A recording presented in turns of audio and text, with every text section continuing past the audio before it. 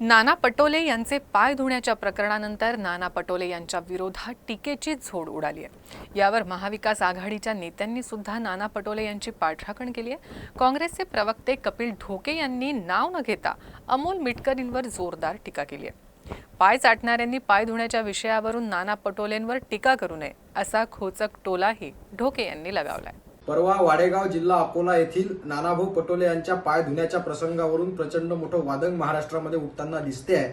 अनेक ज्यांची लायकी नाही असे लोक सुद्धा त्यांच्यावरती आता तोंड सूक घेऊन त्यांना बदनाम करण्याचा प्रयत्न करतायत। राष्ट्रवादीच्या एका विधान परिषदेवरील आमदारानं सुद्धा नानाभाऊ यांच्यावरती टीका केल्याचं मी पाहिलं। हा प्रसंग म्हणजे पाय चाटणाऱ्यांनी पाय धुण्याच्या प्रसंगावरून नानाभाऊंना बदनाम केल्यासारखं होईल।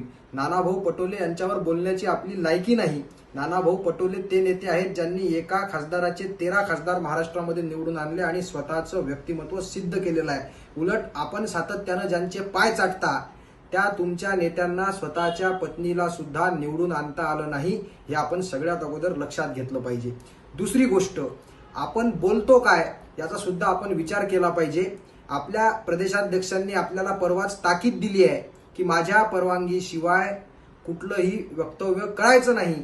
त्यामुळे आपण हे वक्तव्य करण्याआधी आपल्या प्रदेशाध्यक्षांना विचारलं होतं काय याचा खुलासा सुद्धा त्या परिषदेवरील आमदारानं केला पाहिजे। नानाभाऊ पटोले यांचे पाय त्या कार्यकर्त्यांना जरी धुतले असतील तरी नानाभाऊ पटोले यांच्यावर कार्यकर्त्यांचं प्रेम आहे, विदर्भाची ती संस्कृती आहे। त्यामुळे टीका करून तोंडसूक घेणाऱ्यांनी आधी स्वतःची उंची तपासली पाहिजे, नंतर नानाभाऊंना बदनाम केलं पाहिजे।